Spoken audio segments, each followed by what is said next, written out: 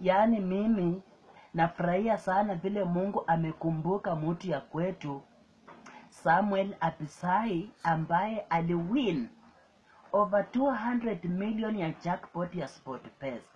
Na mimi ile kitu naweza advise Samuel, mtu ya kwetu, hakikisha ya kwamba hiyo pesa unajipamba na unatumia vizuri.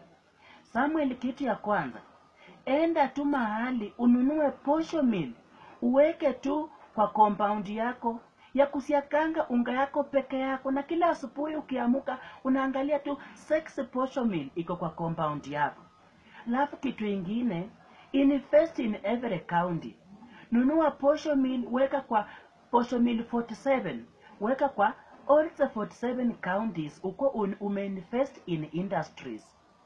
Alafu Samuel, suluhini pesa mingi, hakikisha umeenda nje umenunua 365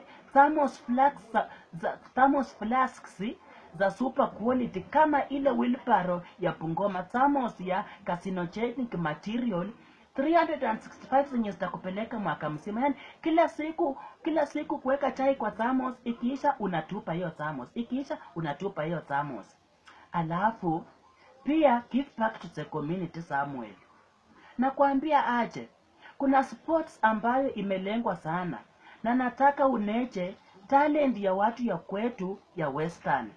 Hakikisha ya kwamba una start eating academies ili uimprove sports ya eating competition ya watoto wetu. Anzisha eating academies za kunecha talent ya watu wa kwetu. Alafu kitu ingine Samuel, hakikisha ununue Kenchick sote na kuku sote ziko Kenya, uzilete kwako. Alafu nunua soko ukali.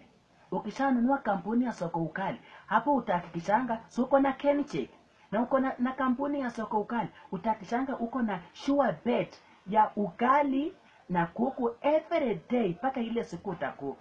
Hiyo ndio advice yangu, vile Samuel yule winner wa SportPesa jackpot atatumia pesa yako. Kama uko na masikio umenisikiza, kama unataka kuwaste pesa yako, shida yako.